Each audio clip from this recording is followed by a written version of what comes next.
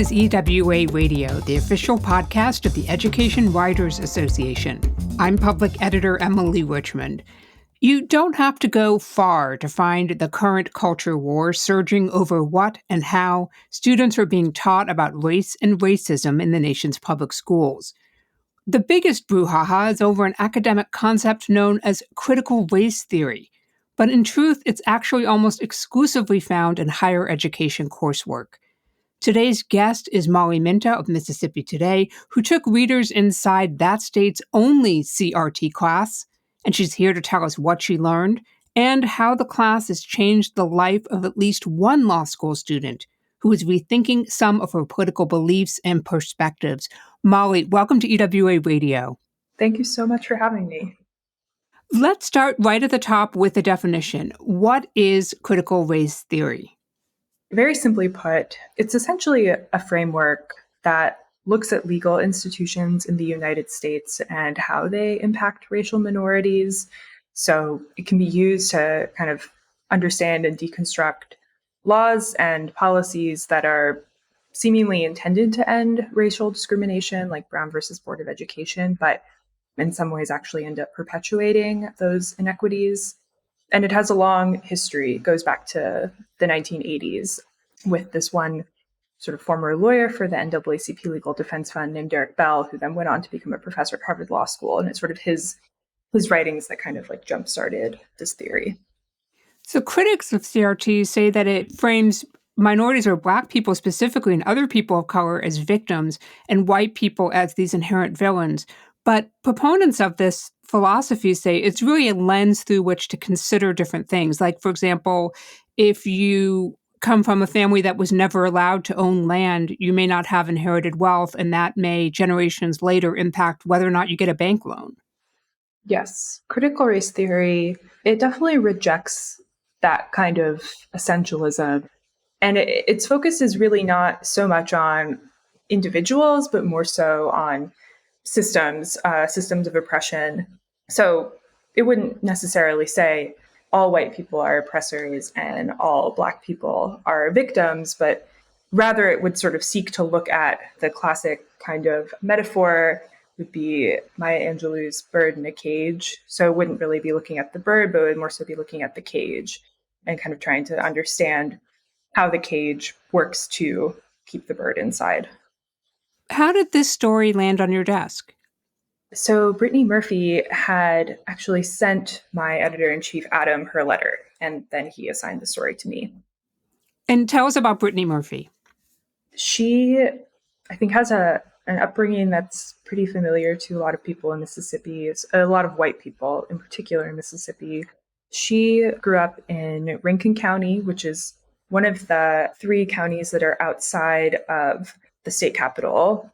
These counties boomed in population the decades following Brown versus Board of Education. They're very much white flight communities. And so she grew up in a pretty conservative community. She went to, I would say these are one of the most Republican counties in Mississippi.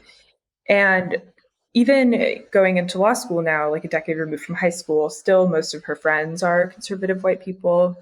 But I think she had spent we didn't include this in the story, but she had spent some time outside of Mississippi and Wyoming. And I think it was kind of being there, she was hearing a lot about what people think about Mississippi.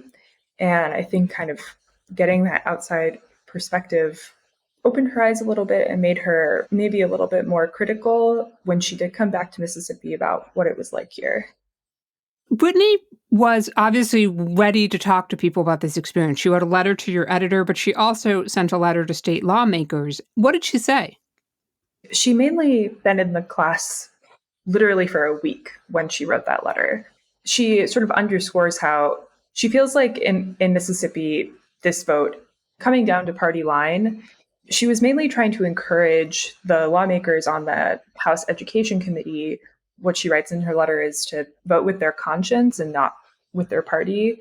Because for her, she had been in the class for just a week, but even then she writes in the letter that it had been the most, quote, the most impactful and enlightening course she had ever taken. She had gained this new perspective. It had been a space where some of her classmates were able to ask questions that were things she had always wondered, but had just never been able to discuss before. So she was really trying to implore lawmakers to look past the politics of critical race theory, how it's become a political issue, and to look more at what is actually happening in her classroom and to understand that it's a really valuable space. There's another important voice in this story, and that's Brittany's classmate, Teresa Jones. Can you tell us a little bit about her? Yeah.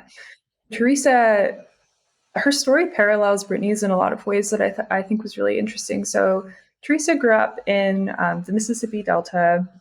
She was telling me about how there's one high school in Sharkey County, and it was desegregated, but the actual school itself had been the school for white children. And it shocked me about how she grew up with sort of a working class perspective. And then she went to University of Mississippi and then moved away to Washington, D.C. and spent a couple of years there, and then came back to Mississippi and realized sort of she wanted to go to law school to, in her words, fight for economic and environmental justice in the Delta.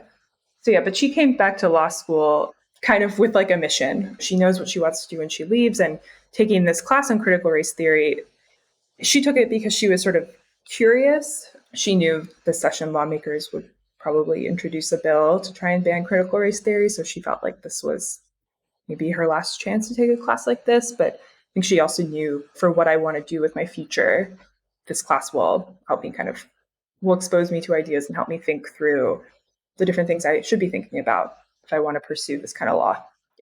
I think what's come across in your story, though, is that this class is about conversations. It's not necessarily Yes. just all about a professor lecturing at them, but Yes. asking them to do some critical thinking and to interact with each other and share their experiences. Yeah. Both Brittany and Teresa talked about how much they appreciated how the professor, Yvette Butler, holds the class. The very first day of class, like we talked about in the article, the professor gave a disclaimer saying, no matter where you are on the political spectrum, this class is going to challenge your preconceptions. And it's important that it remain a space where, as a class together, we're going to deconstruct and learn this material together.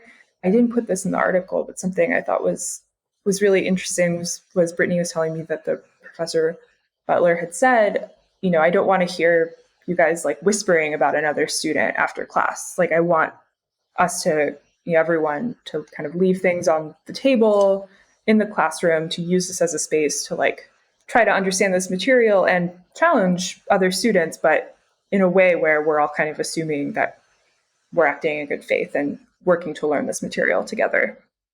The headline of your story describes Brittany's class as the only class in the state of Mississippi teaching CRT. How quickly did you determine that? It was a matter of just sort of like looking through syllabuses. We did reach out to Mississippi College School of Law, which is in Jackson, and asked if they had a class specifically about critical race theory. I think that word specifically maybe does a lot of work, or a class that's actually focused.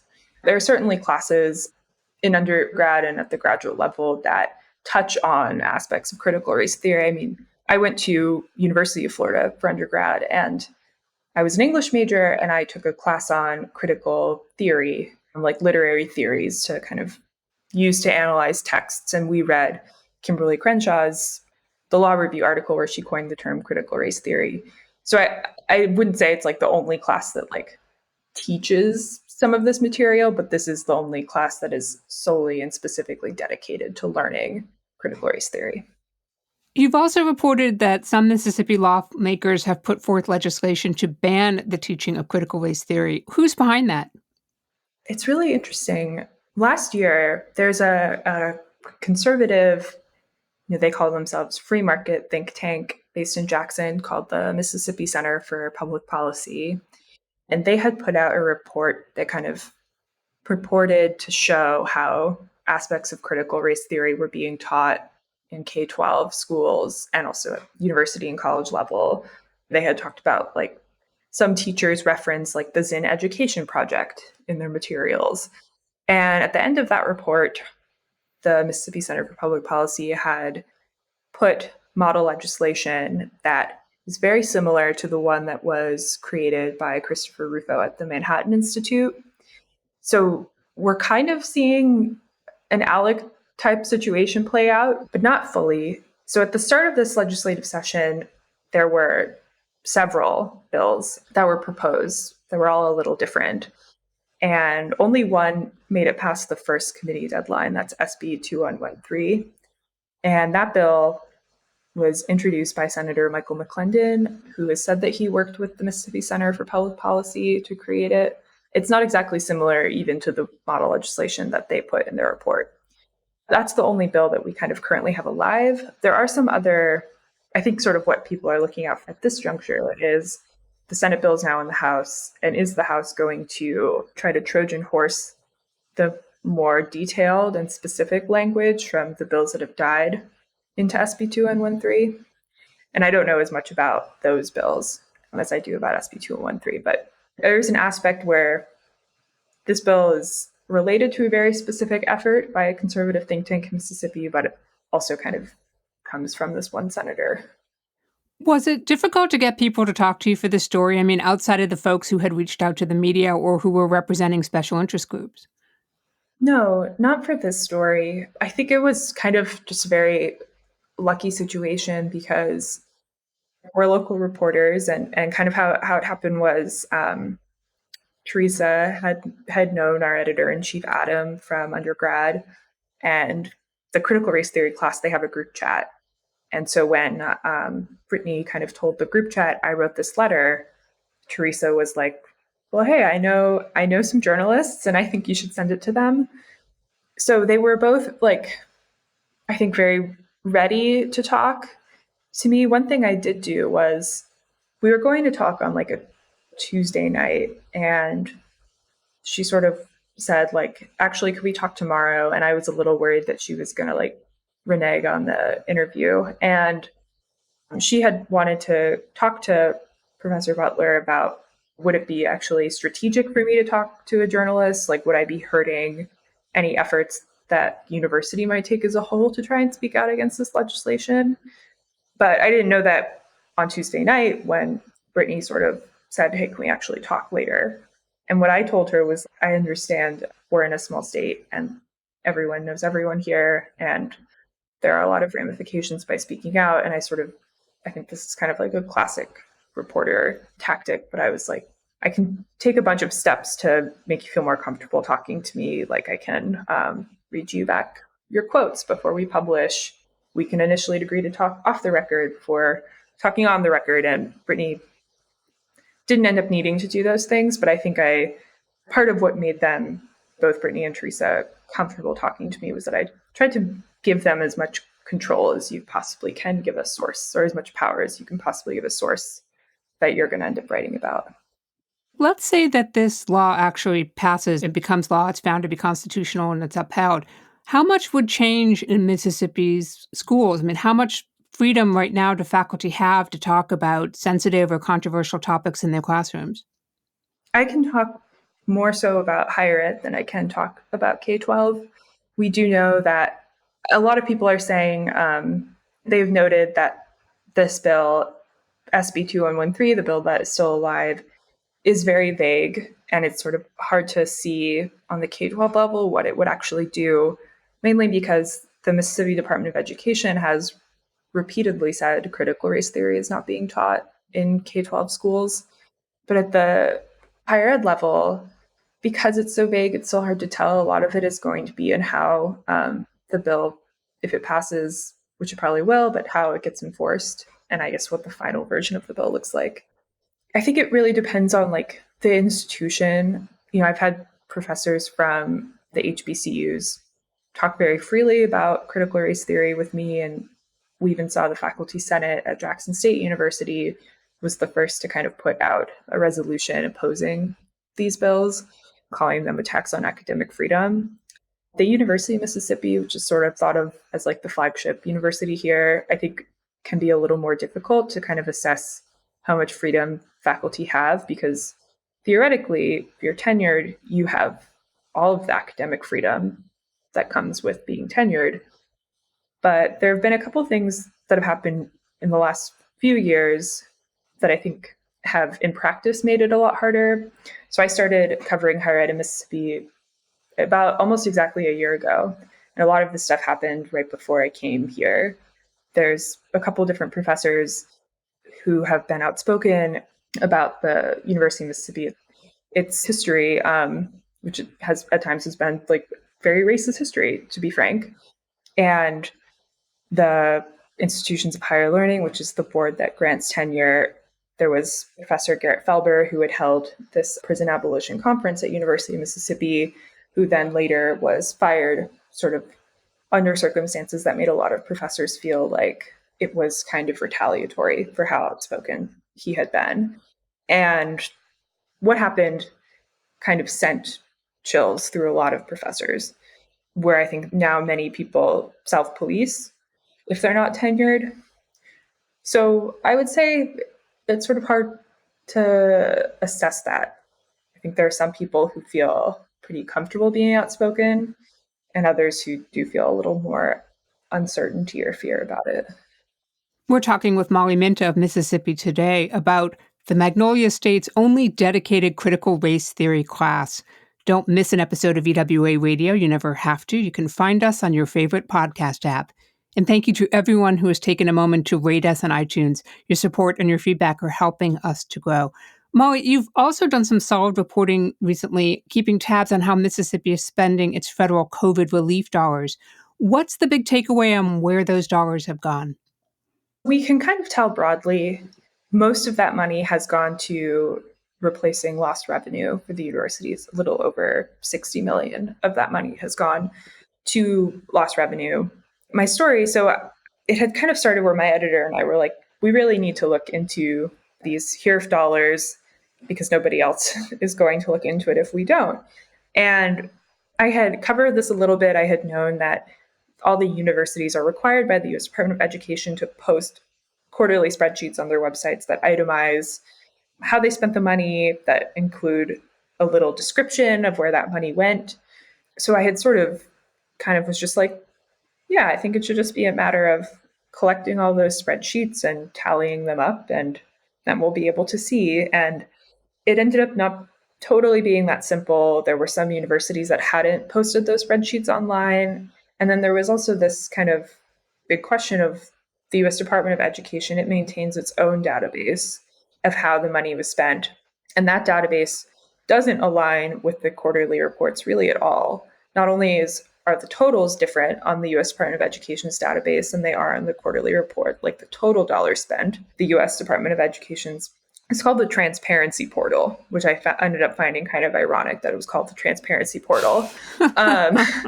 It also lists all the different spending areas of the university. The spreadsheets have different spending areas, like lost revenue or like direct emergency grants to students. But the Transparency Portal would say the universities hadn't reported spendings in some areas that the spreadsheets had actually shown they had. So it was clear that this Transparency Portal was actually drawing its data from a totally different document. And for me, I just ended up feeling like, if this is my full-time job to figure out where this money is going, and I'm still feeling kind of like it's difficult and stressful, if I'm just an average person trying to figure out where this money has gone, it would be much, much harder. So we kind of wanted to look at the Transparency Portal, these quarterly spreadsheets. They are efforts by the Department of Education to hold the schools accountable. Back in 2008, after the Great Recession, that stimulus money, they did not undertake these same kind of efforts to have universities like publicly itemize these dollars. So this is kind of new. But even with this new effort, it's still a confusing, kind of frustrating endeavor to figure out where the money is gone. What tips do you have for other reporters? Because obviously this is a story that every reporter in every state is doing right now. I would say be really intentional about how you create your own spreadsheet to track this money. One thing I would say is each of the here quarterly spreadsheets, they all have notes in this, like, there's this final column, and that column has notes that the universities can kind of voluntarily add on where that money has gone. And I would say make sure that those notes are dated in your spreadsheet, that you like know the date so you can kind of easily go back and find them. I'm not really a data reporter, so that's probably very obvious to a lot of reporters. But I would say if you're like me, you use spreadsheets occasionally, say, make sure you date those notes. You're part of the partnership between Open Campus and Mississippi Today. Can you tell us how that works? Essentially, I have my editor, Kaylee Skinner at Mississippi Today, who I work with on a daily basis. And then Sarah Hevel and Scott Smallwood at Open Campus kind of operate as like an extra resource for both Kaylee and I. So we have a weekly meeting with them where we talk about what's on my plate and kind of get to hear. I really love it because I feel like I have two different sources of institutional knowledge almost. Kaylee Skinner knows so much about education in Mississippi, and she can kind of bring the state perspective and help me learn the state perspective. And then Scott and Sarah have all this experience covering higher education with the Chronicle of Higher Education. And they have this kind of deep knowledge of, I would say, maybe like the broader themes in my reporting. So when we do have our Friday meetings, I always feel like I learn a lot. Scott and Sarah, if I'm doing a longer sort of story, a more intensive undertaking, they usually read it over before it publishes or give like a final confirmation of like, this is good to go. But I feel like I've heard a lot of people asking when it comes to like these national nonprofit local partnerships, like asking about, do disagreements get in the way? And I feel like we have a very clear like division of labor that I think helps with that. In addition to the CRT story, is there a story you've done for Mississippi Today on the higher ed beat that you're particularly proud of that you'd want people to read? Yes. Last year, so Mississippi's system is a little unique. We have, instead of each school having its own board of trustees, we have a central board of trustees called the Institutions of Higher Learning that oversees all 8 universities, both the predominantly white universities and the historically Black colleges. People who are on the board are appointed by the governor. And last year, our governor, Tate Reeves, some people rolled off the board and he made new appointees. And all but one of those appointees were campaign donors to him. One of them gave him one of his highest one-time donations ever. So I wrote about both the fact that he was appointing mostly donors to the board, but also how the practice of doing that kind of creates this system where you have like wealthy Republicans, because Mississippi is a Republican-controlled state, of course. So you have wealthy Republicans get on this board. They probably went to the predominantly white universities, and they're like very naturally going to look out for the predominantly white universities and talk to a couple different people who sort of made the case that this practice is one of the ways that we end up seeing these inequities between the PWIs and HBCUs. Of course, that in and of itself is a huge story. So this is one facet of that story. But I would say I was particularly proud of that for looking at, it was a timely story that I was able to kind of contextualize and sort of help like explain more broadly why it's important. So I would say there was another story to check out. I would want people to read that one. Okay, I'm going to give you a headline for it retroactively. You ready? Yes. The Old School Network. That's a good one. Feel free to use it retroactively, Molly. Go into the WordPress now. Before we let you go, I did want to ask for one more piece of advice, and that is for reporters who are writing about critical race theory. We're not expecting this to disappear from the radar. What kind of questions should they have in mind, or are there any misconceptions about it that they should be careful not to amplify? Yeah, that's a great question. In early January, when the critical race theory bill that Mississippi currently has is the first one, it was one of the first sort of big things that the legislature did. And I'm one of those reporters who also loves to read media reporting. Like I find thinking about and looking at kind of broader themes and analyzing journalism specifically really interesting. And one thing I found particularly that I just was trying to think a lot about and couldn't really understand why I didn't understand it, if that makes sense, was how other reporters in Mississippi were asking questions about this. And one thing that I thought was interesting was just the focus on the senator, Michael McClendon, who introduced this bill. He doesn't know what critical race theory is. And even now, I still don't fully understand why I feel a little suspicious, I guess, about that line of questioning. I'm not knocking it at all, just to be clear. I'm saying I don't really understand why that's a question people would think to ask, because I certainly wouldn't have thought to ask that question.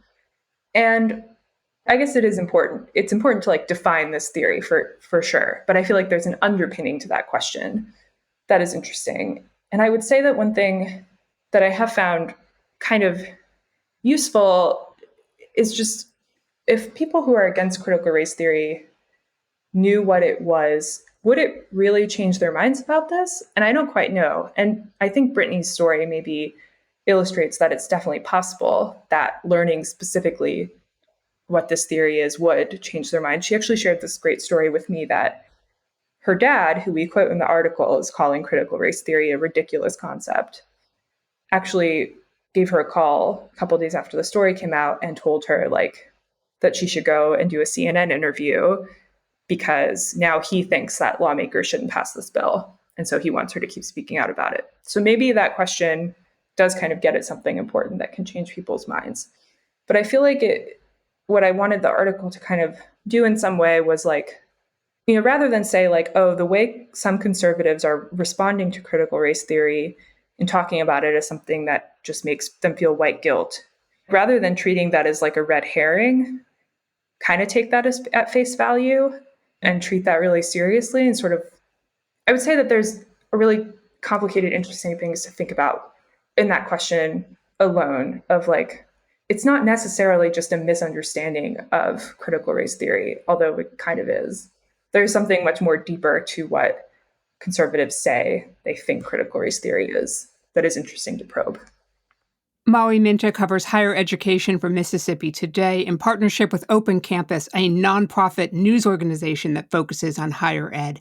Molly, thank you very much for making time for EWA Radio. Thank you so much for having me.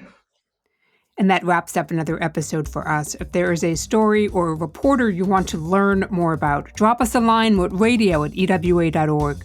The mission of the Education Writers Association is to strengthen the community of education journalists and improve the quality of education coverage. For nearly 75 years, EWA has helped reporters get the story right. Have a great week, take good care of yourselves, and thank you for listening.